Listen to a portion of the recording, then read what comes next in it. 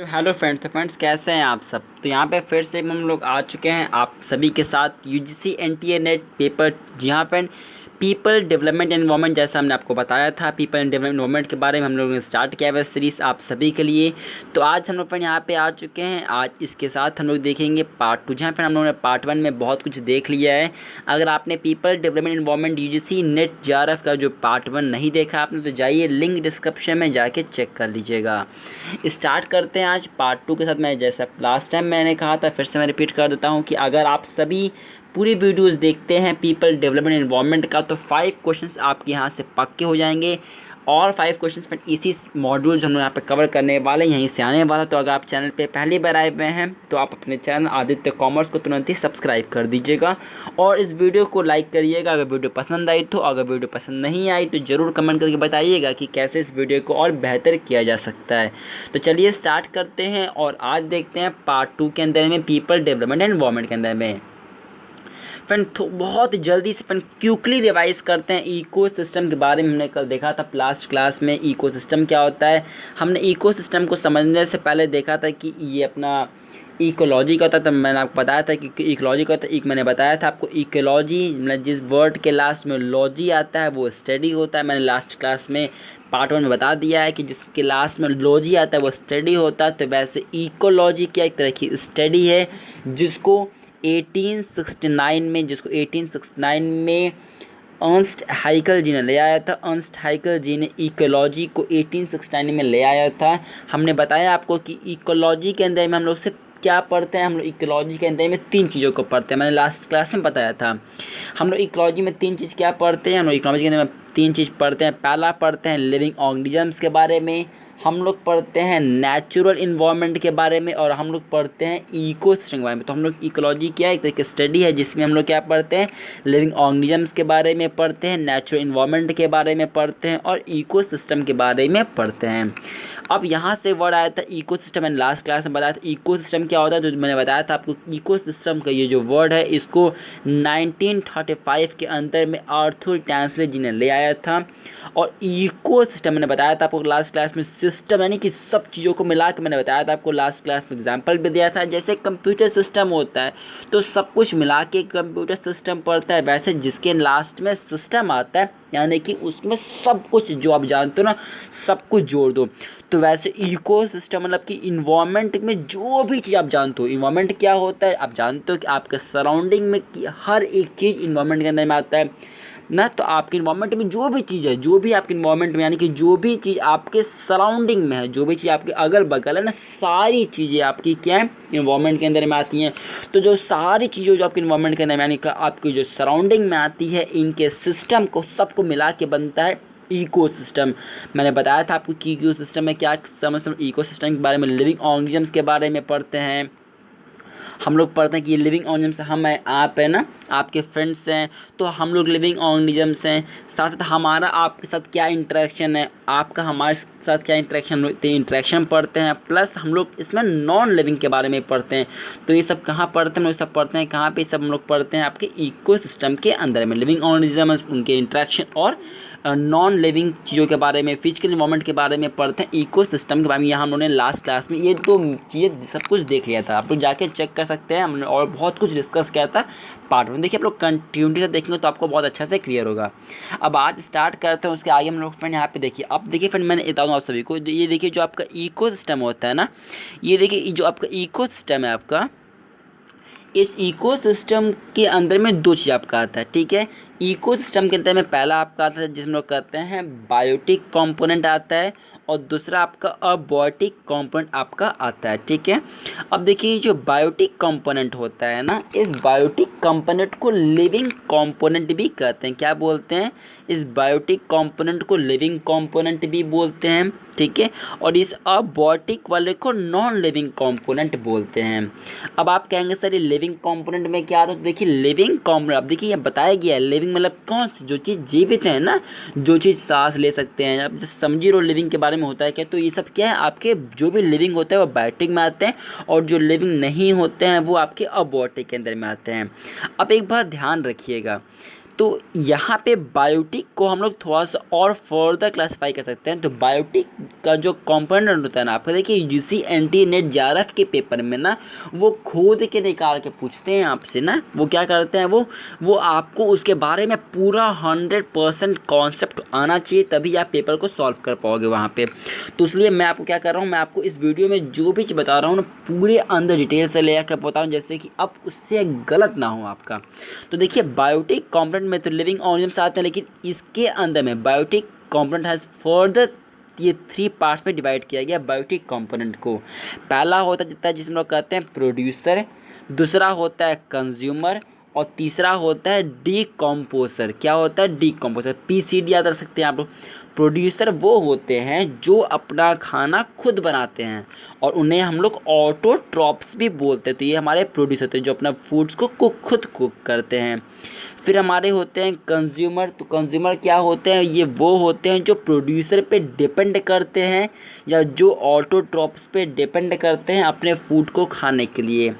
और ये हमारे लास्ट में आते हैं डीकम्पोजर। ये क्या होता है, देखिए नाम बोला डीकम्पोज, डीकम्पोज यानी कि डीकम्पोज मतलब कि तोड़ देना ना, तो डीकम्पोज यानी कि किसी चीज़ को तोड़ देना। तो वैसे ही डीकम्पोजर वो माइक्रो ऑर्गेनिजम्स होते हैं जो ब्रेक कर देते हैं ऑर्गेनिक मैटर को इनऑर्गेनिक कंपाउंड में, ठीक है, अपने न्यूट्रिशन को बनाने के लिए। क्या करते हैं डीकम्पोजर, ये वो माइक्रो ऑर्गेनिजम्स होते हैं जो ब्रेक कर देते हैं ऑर्गेनिक मैटर को इनऑर्गेनिक कंपाउंड में, ठीक है, अपने न्यूट्रिशन को लेने के लिए। जैसे आप एग्जांपल में बैक्टीरिया फंगाई हो गए, तो ये सब हमारे क्या हो गए, हमारे आ जाते हैं डीकम्पोजर के अंदर में। चलिए अब हम लोग आगे बढ़ते हैं और देखते हैं कि अपने 4 स्पेयर्स के बारे में। तो देखिए अगर सिंपल कहा जाए तो अपने 4 स्पेयर्स कौन कौन से हैं, तो अपने 4 स्पेयर्स जो अपने होते हैं, ये अपने लिथोस्फीयर पहला अपना होता है। अब जानते हो ये लिथोस्फीयर होता है, जैसा हम यहाँ पे देख पा रहे हैं ना। देखिए अपने 4 स्पेयर्स कौन से होते हैं ना, तो पहला एक लिथोस्फीयर। तो देखिए लिथोस का मतलब होता है, लिथो का मतलब होता है स्टोन, ठीक है। एटमॉस्फेयर, एटमॉस्फेयर बोलते हैं ना, तो एटमो मतलब होता है एयर। वाटर ना, तो हाइड्रो यानी हाइड्रोस्फीयर यानी वाटर होता है। एंड लाइफ मतलब बायोस्फीयर यानी बायो होता है। सिंपल से तो मैं कहूँ आपको तो लिथोस्फीयर, ये जो वर्ड आपका है ना लिथोस्फीयर में, ये जो वर्ड आपका ये देखिए स्पेयर, तो स्पेयर हो गया, इसकी बातें छोड़ दीजिए। स्पेयर मतलब गोला अपना, मतलब ओवल शेप का भाई अपना हो गया, तो ये तो बात ही अलग हुई है। तो 4 स्पेयर कौन से अपने, 4 स्पेयर में अगर इसमें स्पेयर की हम बात करें तो 4 स्पेयर अपने कौन से हैं, एक लिथोस्फेयर, फिर आपका यहाँ पे हो गया हाइड्रो और फिर इसमें स्पेयर जोड़े तो हाइड्रोस्फेयर, फिर आपका बायो, फिर इसमें स्पेयर जोड़े तो बायोस्फेयर, और फिर अपने यहाँ पे क्या हो गया, अपना यहाँ पे लिथोस्फेयर हो गया, हाइड्रोस्फेयर हो गया, बायोस्फेयर अपना हो गया, और अपने यहाँ पे एटमो बोल दीजिए, और फिर स्पेयर तो एटमॉस्फेयर हो गया। अब ये देखिए जो वर्ड लिथो है ना, ये लिथो का मतलब होता है स्टोन। हाइड्रो का मतलब क्या होता है, हाइड्रो का मतलब होता है वाटर। बायोस्फीयर यानी बायो मतलब होता है लाइफ, और एटमॉस्फेयर मतलब होता है एयर। क्या होता है, एयर होता है, ठीक है। अब चलिए सब फटाफट इनके बारे में तो जल्दी से देख लेते हैं क्योंकि यहाँ से क्वेश्चन पूछ लेते हैं कभी कभी एग्जामिनेशन में। देखिए लिथोस्फीयर क्या होता है, तो लिथोस्फीयर सिंपल कहूँ मैं आपको तो लिथोस्फीयर क्या, ये एक सॉलिड रॉकी क्रस्ट होता है जो इंटायर प्लैनेट को कवर करता है। क्या करता है, जो पूरे इंटायर प्लैनेट को कवर करता है।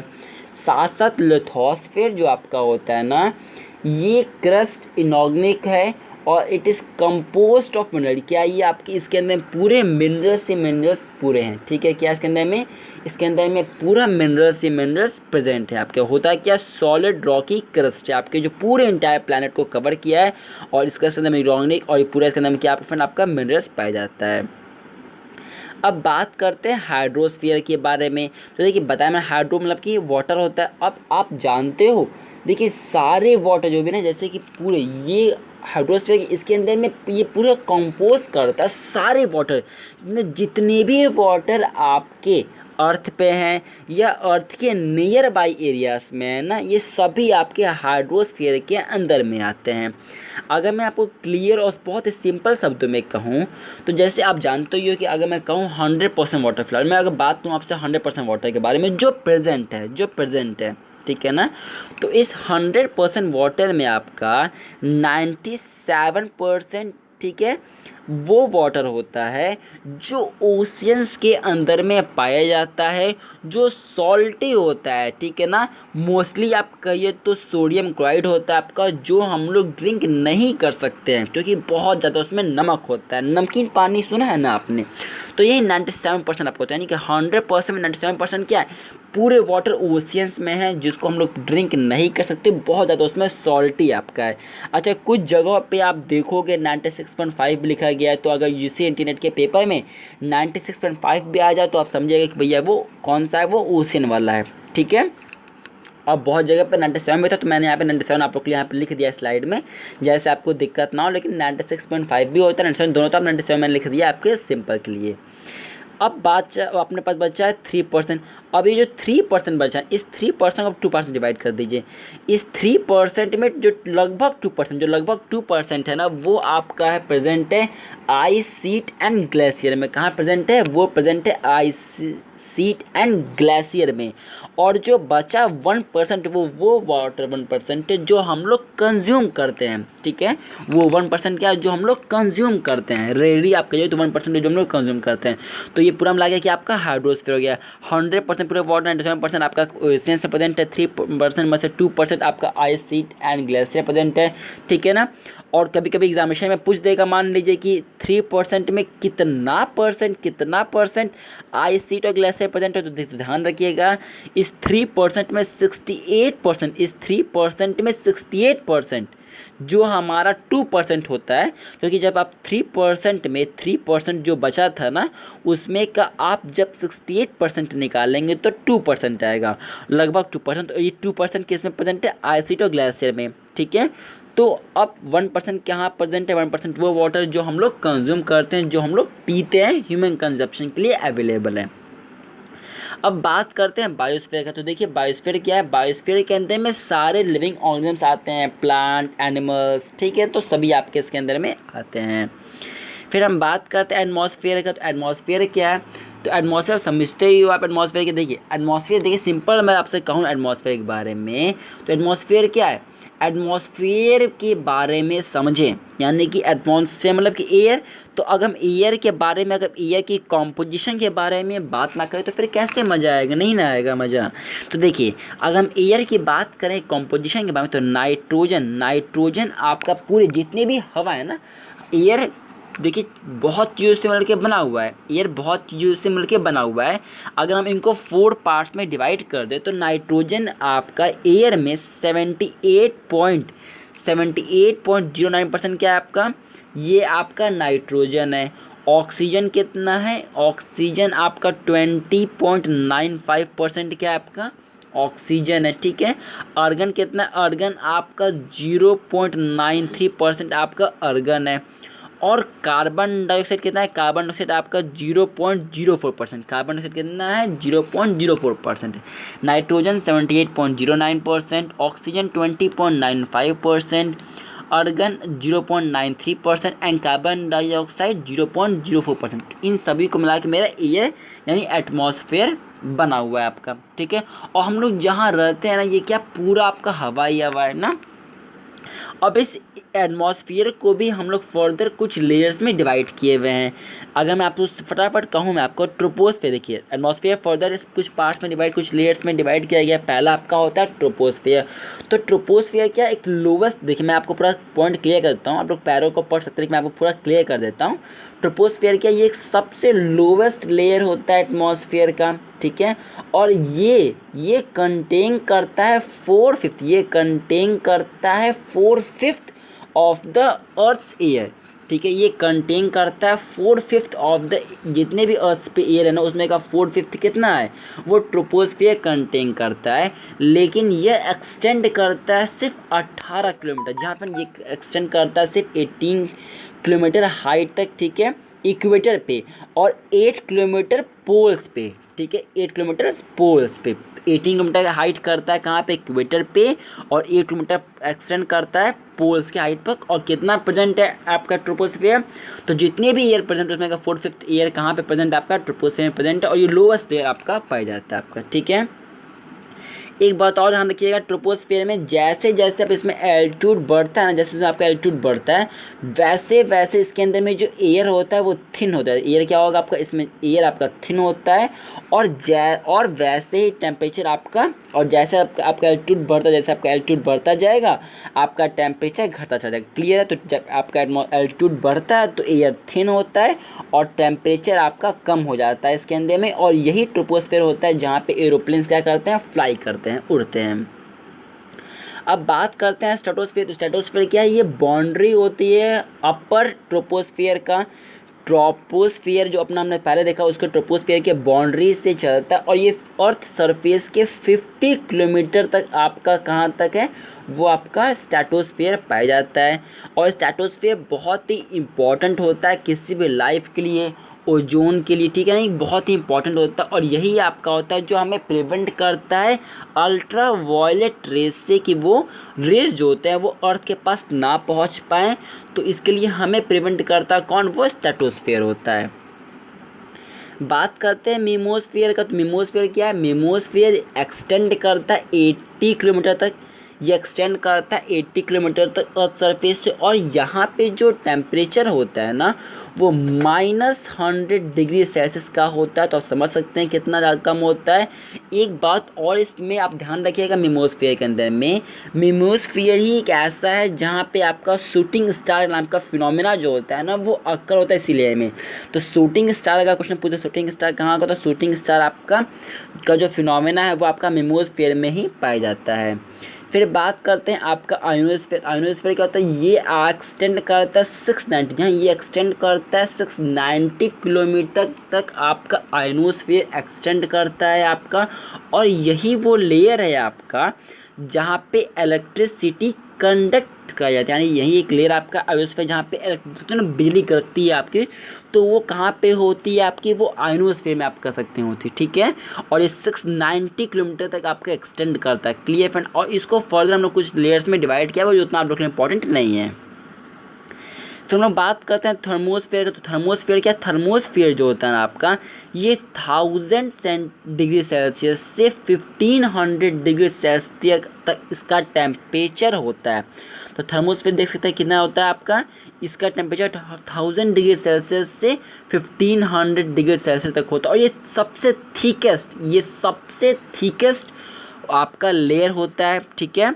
और यही वो लेयर है आपका जहाँ पे Hubble space telescope and international space station orbit करता है अर्थ का। ये क्वेश्चन पूछा जा सकता है आपका, ठीक है, कि कहाँ पे आपका हबल स्पेस टेलीस्कोप या इंटरनेशनल स्पेस ऑर्बिट करता है। तो ध्यान रखिएगा थर्मोस्फीयर ऐसा जगह है जहाँ पे Hubble space telescope and the international space station क्या करता है, वहाँ पे ऑर्बिट करता है। अब बात करते हैं लास्ट आयोनोस्फीयर का। तो आयोनोस्फीयर क्या आपका, आयोनोस्फीयर ये एक एक्सपेंड करता है, और ये देखिए एक्सोस्फीयर ना, तो ये क्या करता है ना, ये एक्सपेंड भी करता है, कॉन्ट्रैक्ट भी करता है, ठीक है। जैसे ही वो सोलर स्टॉर्म के पास में आता है, जैसे वो सोलर स्टॉर्म यानी कि सोलर फ्लेयर्स या कोरोनल मास इजेक्शन के पास में आता है ना, वैसे ही ये क्या करता है, एक्सपेंड करता है या कॉन्ट्रैक्ट करता है। और यही वो आपका लेयर आपका होता है एक्सोस्फीयर, जहाँ पे hydrogen gas, helium gas, carbon dioxide gas, oxygen gas present होते हैं, ठीक है। क्लियर है? और आप जैसा देखते हो कि सैटेलाइट जाते हैं जो पता करते हैं मौसम के बारे में, तो वह भी सब कहाँ होते हैं, वो भी सब आपके एक्सोस्फीयर में पता करते हैं। तो मैनी वेदर सैटेलाइट्स ऑर्बिट कहाँ पे करते हैं, आपके एटमॉस्फेयर के, वो करते हैं आपके एटमॉस्फेयर के एक्सोस्फीयर में ही वो करते हैं। तो होप सो कि आपको आज की स्लाइड, आज की वीडियो पसंद आई। फ्रेंड प्लीज़ इस वीडियो को आप लोग हर जगह शेयर करिएगा। ये पार्ट 2 था, हम लोग अब नेक्स्ट वीडियो में पार्ट 3 डिस्कस करेंगे, जहाँ पे हम लोग millennium development and sustainable development के साथ आगे बढ़ते हुए ह्यूमन डेवलपमेंट के साथ साथ हम लोग फ्रेंड आगे बढ़ते हुए निकल जाएंगे, बहुत आगे हम निकल जाएंगे। फिर हम लोग आगे बढ़ते हुए चले जाएंगे human and environment interaction, anthropogenic activities and बहुत कुछ हम लोग आने वाले वीडियोस में देखेंगे। अगर ये वीडियो आपको अच्छी लगी तो प्लीज़ इस वीडियो को अपने सभी दोस्तों के बीच में शेयर करिए, क्योंकि यहाँ पे फ्री ऑफ कॉस्ट में वीडियोस लाई जा रही हैं। तो आप लोग कहीं भी पेड ना करिए, यहाँ पे आइए, फ्री में वीडियोस देखिए, और अपने 5 क्वेश्चंस को शेयर करिए। और कोई अगर आपका डाउट हो इस वीडियो में तो प्लीज़ कमेंट करिएगा, और अगर प्रॉब्लम हो तो प्लीज़ कमेंट, और अगर अच्छा लगा तो प्लीज़ लाइक करिएगा और शेयर ज़रूर करिएगा। और कोई आपके इसमें और इस बेटर इसको और किया जा सकता है तो प्लीज़ आप लोग कमेंट करिएगा, ठीक है। फिर मिलेंगे आपसे नेक्स्ट वीडियो में। Till that time bye bye, stay tuned and keep watching your YouTube channel Aditya commerce for more videos.